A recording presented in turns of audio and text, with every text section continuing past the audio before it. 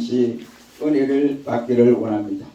오늘의 본문의 말씀은 현세를 살아가는 사람들이 너무 한쪽에 치우쳐서 하나님을 찬양하고 하나님의 눈치를 봐야 되고 하나님이 우리를 통해서 뭘 원하는가 이것을 보살피고 살아가야 되는데 인생이 어떻게 된 바인지 이것을 깨닫지 못하고 하나님의 큰 역사가 숨어 있는 것을 바라보지 못하니까 많은 사람들이 자기의 이와 같이 상관에게는 충성하고 봉사하고 어떤 방법으로든지 아부를 해서 승진을 하려고 이와 같이 관심을 끌지만은 우리를 구원하시고 우리를 있게 하시고 우리를 붙들어서 하나님의 역사편 속에서 일을 하도록 불러주신 하나님에 대한 관심은 점점 사라져가는 이때에 오늘 본문의 말씀은 우리에게 경종을 주는 말씀이다 라고 생각이 되어집니다. 오늘 봉독한 온 본문의 주역은 바로 엘리야가 아니라 엘리사라고 하는 사람입니다. 그는 시골 청년으로서 가족들 가운데 제일 막내둥이로서 조상 대대로 내려오는 전답을 가지고 논밭을 가지고 갈알며 일구어서 땀을 흘리며 먹고 사는 순진한 농부였다라고 하는 사실입니다. 어느 소년들이 마찬가지지만 엘리사에게도 이성 문제를 비롯하여 많은 사람들이 생각하는 육체적인 이상관계 그리고 그는 자신의 모든 의식 등등을 둘러보아도 시골에서 땅을 파며 땀을 뻘뻘 흘리면서 일을 하고 평생 동안 자기의 신세를 되돌아보면 내 신세가 이렇게 돼야 되느냐 하고 이렇게 생각할 수도 있었을 것입니다. 우리 성경에 보면 엘리사나 그의 부모들에 대한 성격은 어떤 성격을 가졌다라고 성경에 나타나 있지 않으니까 부모의 성격이 어떻는지 엘리사가 부모의 성격을 닮았는지 안 닮았는지는 우리가 알 길이 없습니다. 그러나 그가 살았던 지역은 도시가 아니라 광야 시골이었습니다. 그러니까 도회지에 사는 자기 또래의 사람들과는 전혀 다른 형편 속에서 살아갔습니다. 그런데도 불구하고 그는 하나님의 앞에 충실하여서 하나님의 주목을 받는 자가 되어졌다고 하는 것이 오늘 본문이 우리에게 주는 큰 교훈이라고 할 수가 있습니다. 그가 비록 시골댁이라 도회지 아이들과는 여러 가지로 비교가 되지 않지만은 하나님 앞에서는 뭔가 달랐더라 하는 사실을 발견할 수가 있습니다. 오늘 이와 같은 상황 가운데서 우리가 돌아보면 전 세계가 코로나 문제로 이와 같이 염려가 되고 어려움을 겪고 말로 다 할 수 없는 괴로움을 겪는 것은 나 한 사람이 아니라 전 세계가 겪고 있다 이런 말이에요. 이런 어려운 가운데 우리에게 하나님께서 또 새해를 주었거든요. 2022년도를 우리에게 가슴에 안겨 주었습니다. 그렇다고 한다면 이 새해 가운데서 과연 우리는 하나님의 주목을 받고 있는 사람이 되느냐 아니면 하나님이 아예 눈을 돌려서 귀찮아 너와는 대화도 싫어 하고 하나님이 눈을 돌려서 사는 사람이 되느냐 하는 것입니다. 우리는 오늘 본문을 통해서 기코 하나님이 우리를 냉대한다든지 하나님이 얼굴을 돌려서 우리를 보지 않겠다든지 이런 한 해가 되어서는 안 됩니다. 하나님 앞에 주목받는 한 해가 되시기를 주의 이름으로 축원합니다. 아멘. 오늘 본문에 앞서 엘리야는 바로 엘리야 선지자는 바알과 아세라 선지자 800대 1에서 승리를 하고 아주 대단했습니다. 그런데 조금 있다가 보면 이세벨의 이 폭정에 의해서 그는 너다지 그 승리의 기쁨을 만끽하기도 얼마 되지 않아서 그는 또한 낙담의 늪에 빠져서 있는 모습을 봅니다. 그때 하나님은 엘리야에게 내가 바알에게 무릎을 꿇지 않는 7,000명을 남겨두었다. 그러니 엘리야야 힘을 내라. 네가 왜 광야에 와서 이 짓을 하고 있느냐? 하나님의 나를 죽여주시옵소서. 이 무슨 소리냐? 이렇게 말씀을 하시면서 너는 빨리 가서 이와 같이 이스라엘의 왕도 세우고 다른 왕도 세워서 그래 하되 네가 할 목적은 바로 빨리 가서 엘리사에게 기름을 부어 네 배를 잇게 해라 하는 사명의 역사였습니다. 그 가운데 오늘 본문에 나타난 사람이 바로 엘리사라고 하는 사람. 이 사람은 바로 시골댁이 농부였다라고 할 수 있습니다. 다른 많은 시골 청년들이 더 많은 소망의 축복을 위해서 바알 신에게 엎드려서 제사를 드리는데 이 엘리사는 절대로 그러하지 아니했습니다. 그러니까 많은 사람들이 보면서 야, 저 바보 같은 저런 인생이 있느냐. 다른 사람은 그 농사에 축복하기 위해서 바알 신에게 무릎을 꿇고 절을 하고 제사를 드리는데 저 혼자서 독불장군이냐? 저 안 하잖아. 저 바보 아니야? 천치 아니야? 저게 무슨 농사 짓냐고 남을 그 수확이 제대로 나오겠어? 이러면서 조소를 하기에 이르렀습니다. 그는 하나님과의 재물을 동시에 섬길 수 없다고 하는 사실을 너무나 잘 알고 있기 때문에 그는 모든 수확의 근원이 바알 신이 아니라 하나님의 손에 의해서 결정된다고 하는 사실을 너무나 잘 깨닫고 있었으며 그대로 살아갔습니다. 그는 하나님과 재물을 동시에 섬길 수 없다고 하는 것은 너무나 잘 알고 있었습니다. 이스라엘의 어느 누구보다도 인생의 깊은 통찰력을 지니고 있었다라고 할 수 있었습니다. 그는 이 세상 누구보다도 영원한 세계가 중요하다. 육신의 세계보다는 영원한 세계가 꼭 필요하다라고 그는 생각을 하고 있었습니다.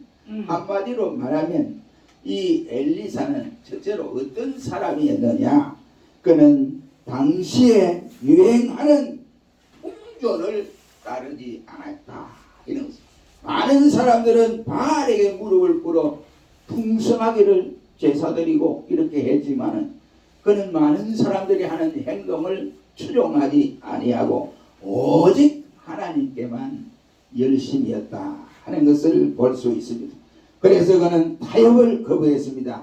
그는 바알을 배척함으로써 당시대의 많은 사람들로부터 손가락질을 받고 바보, 천지, 정신 아니야. 지금 어떻게 저래놓고 농사 짓는다고 땀을 뻘뻘 흘려. 헛수고야. 이런 소리를 들었고 그는 거기에 이와 같이 동요하지 아니하고 타협하지 아니하고 시대의 조류를 따라가지 아니하고 세상적인 것을 배척하면서 하나님 앞에 엎드려 하나님만 바라보니 하나님이 그를 주목하시게 되었다. 이런 말. 그렇다면 오늘의 이 시대나 그 당시의 시대나 별 다를 것이 없다고 저는 생각을 합니다.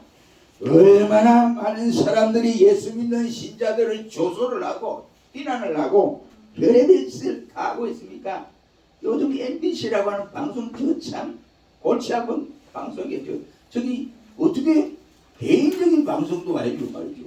그래가지고 신자가 뭐 교회가 무슨 막 어마마 대박을 막 터뜨린 것처럼 야한 법석을 뜹니다. 그래도 예수 믿는 우리는 우리의 갈 길을 가야 한다. 이런 말이에요.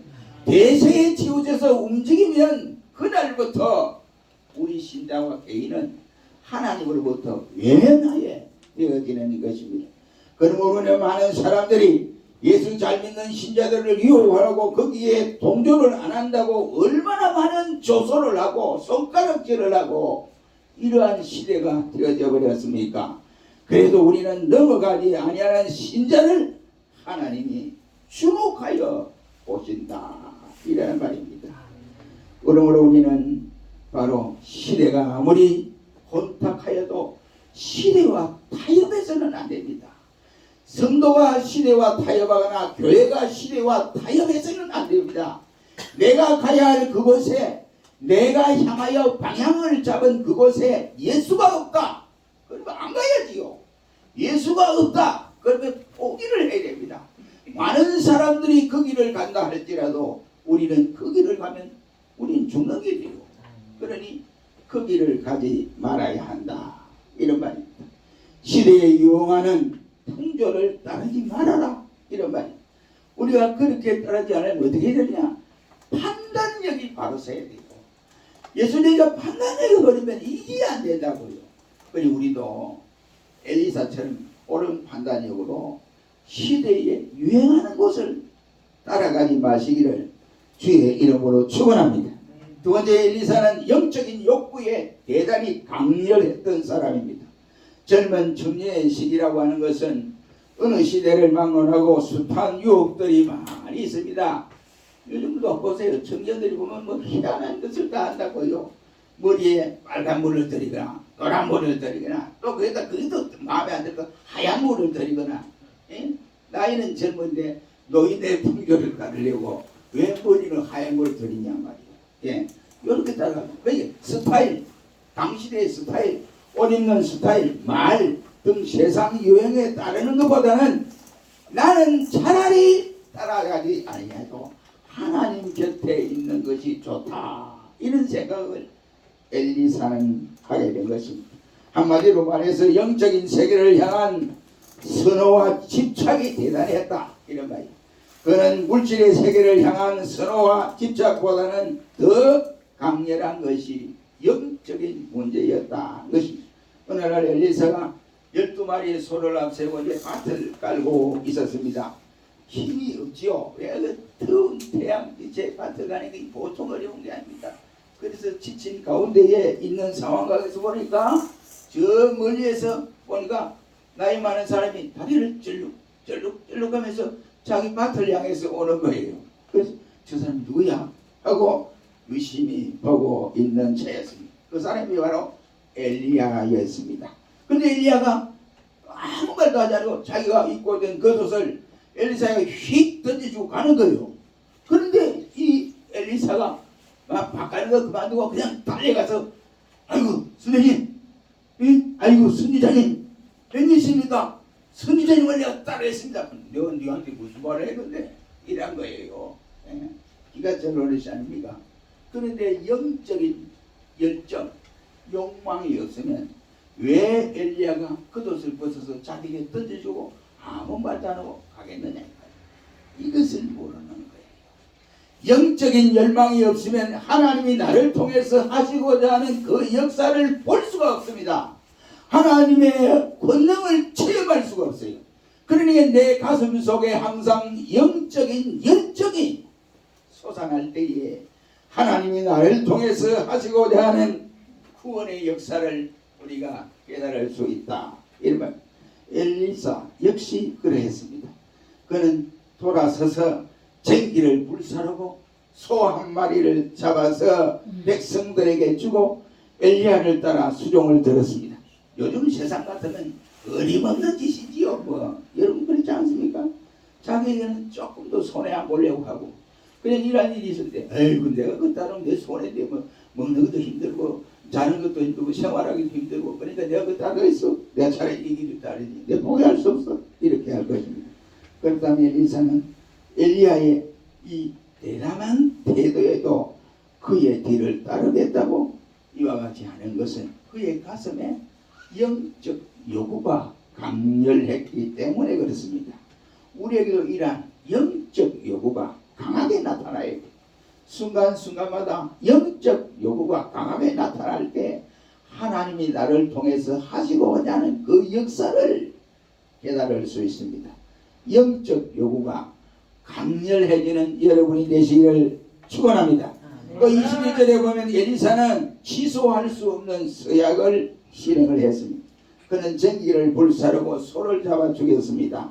오늘날 말을 말하면 수천만 원짜리 트랙터를 끌고 다니다가 농사를 짓다 보면 그걸 팽개쳐버리고 그러거든요. 그 트랙터 보면 남 떨어져 다 부서졌는지 그 상관하는 거예요. 수천만 원 트랙터 그 상관하지 않는 거예요. 그걸 버리고 어디 가냐? 바로 농토가 어떻게 되는지 소가 어떻게 되는지 쟁기가 어떻게 되는지 전혀 상관하지 아니하고 그는 바로 엘리야를 따라가겠다는 결심을 하고 쫓아갔습니다. 뭡니까? 예수님께서도 이렇게 말씀을 하셨습니다. 손에 쟁기를 잡고 뒤로 돌아보는 사람은 어디에 합당하지 않다고요? 하나님 나라에 합당하지 아니하다라고 말씀을 하고 있습니다. 오직 주님 한 분만을 만족으로 삼고 따라가는 길에는 뒤로 돌아볼 필요가 없다, 이란 말이 되겠습니다. 그래서 우리 복음성에도 주님 뜻대로 살기로 했네, 주님 뜻대로 살기로 했네, 뒤돌아보지 않겠네, 주님 뜻대로 살기로 했네, 세상 유혹 물들지 않기로 했네, 세상 물질 유혹 받지 않기로 했네, 이런 찬송이 있지 않습니까? 여러분, 우리가 오직 주님 한 번 바라보고 올 한 해를 잘 감당하는 우리 한 해가 되기를 주의 이름으로 축원합니다. 엘리사는 물질의 소유에 연연하지 않았습니다. 그는 즐거운 마음으로 기꺼이 자기 친구들에게 자기 소유의 소를 다 그냥 줘버렸습니다. 웬만한 사람이면 자기의 재물을 송두리째 움켜쥐고 이런 일 저런 생각 뭐 다 할 거예요. 내가 저 사람에게 이거 줘가지고 제 친구가 내게 유익을 줄 것이냐, 아니면 나를 손해보게 할 것이냐, 이런 생각 저런 생각을 할 것입니다. 그러나 엘리사는 전혀 그러지 않았습니다. 우리 주님께서도 누가복음 6장 38절 말씀에 말하기를 주라 그리하면 너희에게 줄 것이요 또 곧 후이 되어 누르고 흔들어 넘치도록 하여 주리라고 하셨습니다. 그래서 엘리사는 자기 가지고 있는 그 소가 얼마나 귀합니까? 밭을 갈아야 하니까 농기구인데 그것을 다 친구들에게 줘버렸다, 이런 말이에요. 내 것밖에 모르는 이기심이 오늘의 우리의 삶을 망쳐놓기도 합니다.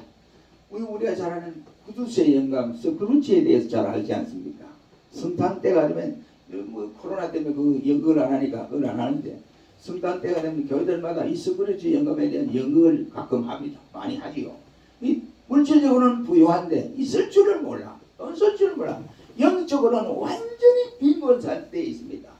그러니까 물질이 많아도 영혼이 풍족하고 넉넉해야 되는데 서크루치 영감은 자기 섬기는 걸 몰라요. 자기 재산 조금이라도 충분하는 것을 이와 같이 겁을 내는 사람이었습니다. 그러니 그가 영적으로 보면 이 가난뱅이에 불과했다, 이런 말이에요. 그러나 주기를 좋아하는 자는, 다른 사람의 섬기기로 작정하는 사람은 마음의 평안이 강물처럼 흘러 넘치게 되어집니다. 영적으로 부유한 사람이 된다, 이런 말이에요. 마찬가지로 엘리사는 스스로 재물에 대해서 소연했다는 것을 볼 수 있습니다. 그는 무엇이든지 내어줄 수가 있었고 하나님께 순종하는 영광스러운 목적으로 변화받는 사람이었습니다. 우리 역시도 물질에 연연하다 보면 신앙생활을 바로 할 수 없습니다. 내가 물질을 쫓아갈 것인가, 아니면 내가 하나님을 쫓아갈 것인가, 두 가지를 놓고 하나님을 쫓아가야죠. 물질을 쫓아가다 보면 하나님이 등을 돌려요. 만복의 근원이신 하나님이 싫어해버리면 모든 것이 끝장나는 거예요. 그러니 우리가 그분만 바라보고 가야 돼. 그러니까 물질보다는 하나님을 선호하는 신앙이 되어야 된다, 이런 거예요. 우리 모두가 이러한 삶을 살아가기를 바랍니다. 하나님을 잊어버리면 아무것도 할 수 없어요. 우리 모두가 엘리사와 같은 사람이 되기를 축원하고, 엘리사는 가족의 유대보다 하나님과의 유대를 더 중요하게 생각을 했습니다. 그 20절 말씀에 보면 아버지와 어머니를 공경했습니다. 못된 자식 같으면요, 자기 집을 챙기면, 자기 자신의 집을 챙기면서 부모에게 불평을 내려놓습니다. 아버지 내게 해준 게 뭡니까? 내가 이거 못 먹고 못 살고 아버지처럼 이렇게 농사를 지고 땀을 벌려 이건 남는 것이 있어야죠. 왜 이런 삶을 살아야 됩니까? 이러고 이제 불평을 터놓는 거예요. 그 불평이 심하면 이제 아버지 어머니 말도 듣지 않고 옆에 있는 동생이 있으면 막 동생에게 막 다구를 때리다니 발로 차다니 그럽니다. 그러다가 또 분이 안 풀려요. 그럼 집에 강아지가 있으면 강아지를 발로 막 차는 거예요. 그 죄 없는 강아지를 또 발로 찬다고. 그 강아지를 가만히 있습니까? 화가 났는데 그러다 떼갱 하다 보면 옆에 누가 모르는 사람에서 꽝 물어봅니다. 전부 다 손해봐요. 그런 상황인데도 엘리사는 그러하지 않았다는 거예요. 부모의 관계 또한 중요하지만은 부모와 나와의 관계보다도 가장 중요한 것은 나와 하나님과의 관계가 온전히 이루어져야 된다고 하는 사실을 엘리사는 너무나 잘 알았습니다. 그래서 그는 하나님과의 관계를 우선으로 선정했던 것입니다. 예수를 믿는 일에는 사사라 원정에 이끌리다 보면 자기 믿음에 엄청난 손해가 다가옵니다. 그럼 우리는 살아가는 일에 끌리지 말고 오직 하나님과의 관계를 바로 갖고 사는 우리 모두가 되시기를 주의 이름으로 축원합니다. 엘리사는 성공의 열쇠는 바로 종의 상태인 것을 그는 깨달았습니다. 옛날 시골에 가면 이제 고직이라는 게 있었잖아요. 고직이. 그렇죠? 지금은 그게 제도가 없었습니다. 옛날에 그랬어요. 우리가 어릴 때 살 때도 그 고직이가 있었어요. 이씨 집안의 고직이, 그 다음에 김씨 집안의 고직이, 전씨 집안의 고직이, 이 고직이. 그건 완전 종의 종.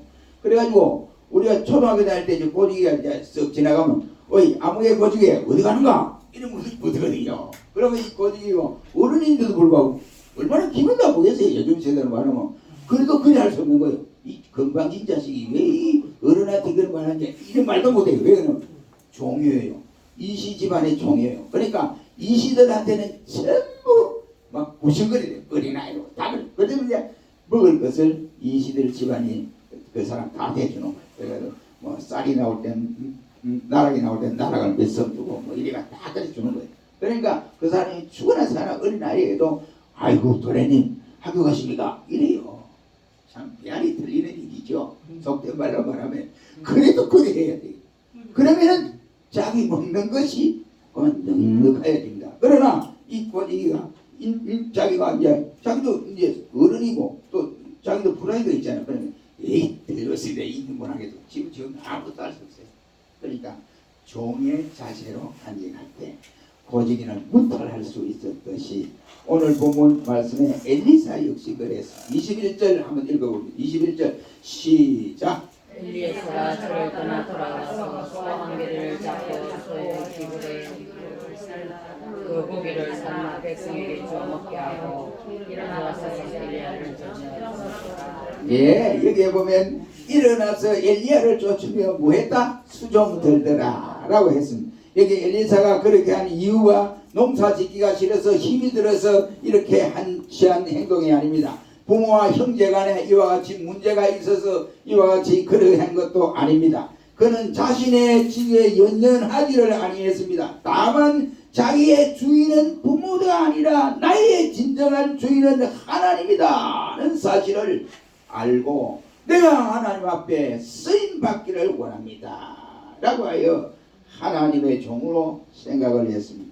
열왕기하 3장 11절 말씀에도 보면 엘리사는 섬기는 정신이 강한 사람임을 볼 수가 있습니다. 그는 엘리야의 시종으로서 만족한 생활을 하고 있었다 이 말이에요. 우리 역시도 이와 같이 종의 태도만 취하면 어디를 가나 문제가 될 것이 없어요. 종의 태도를 취하지 않냐고 주인의식을 가지니까 문제가 생길 수밖에 없어요. 자기가 주인하려고 하니까 이와 같이 문제가 생기는 겁니다. 우리 역시도 엘리사처럼 하나님 앞에 종의 태도를 취해야 한다 이런 거예요. 사랑하는 성도 여러분, 그러면 하나님은 어쩌든지 우리는 하나님의 주목을 받는 사람이 되어야 됩니다. 하나님의 주목을 받지 않으면 하나님이 등을 돌리거나 하나님이 얼굴을 돌리면 그 사람은 끝이 나는 것입니다. 그러므로 어떻게 해야 되느냐? 우리 역시도 유행의 풍조, 세상의 기류에 치우치지 말아야 한다. 세상에 이와 같이 이 기류에 같이 행하게 되면 큰일 납니다. 사람들이 친구들이 뭐 여러 가지 패션도 그렇고 여러 가지 형태가 친구들 저렇게 하는데 왜 나는 저렇게 하느냐 이거 따라가다 보면 그게 원래 죽는 길이요. 내가 가야 할 길은 분명히 정해졌습니다. 예수 믿는 신자가 가야 할 길은 주님이 원하는 그 길을 가야 돼요. 그렇지 않으면 우리는 죽을 수밖에 없습니다. 우리 역시도 영적인 욕구에 충족해야 합니다. 육신의 일보다는 영의 일을 먼저 치우치고 감당할 때 하나님이 우리를 보시고 주목하여 보고 계십니다. 하나님의 서원한 것을 우리 모두가 갚아야 돼요. 이거 지금 오늘 선거 때가 되니까 뭐 이 공약 저 공약 남발하는 공약들이 얼마나 많습니까? 실천도 못하고 뭐를 하는지 모르겠어요. 그런데 공약을 했으면 실천을 해요. 우리 역시 하나님 앞에 서원을 했으면 그대로 실천을 해야 됩니다. 말에 실수가 없는 사람은 하나님이 좋아하십니다. 우리 모두가 서원하는 것을 갚는 사람이 되어야 되고 물질에 소원을 해야 된다 이 말이에요. 작은 물질 때문에 생사화복을 주장하시는 하나님을 잊어버리면 안 되기 때문에 그렇습니다. 우리 역시도 종의 신분을 가져서 늘 살아가되 우리 하나님과 나와의 관계가 유대 관계가 부모의 관계보다 더 귀하게 생각하고 그대로 처리하는 사람이 되어 우리 모두가 금년에 하나님의 주목을 받는 사람들이 되시기를 주의 이름으로 축원합니다. 기도하겠습니다.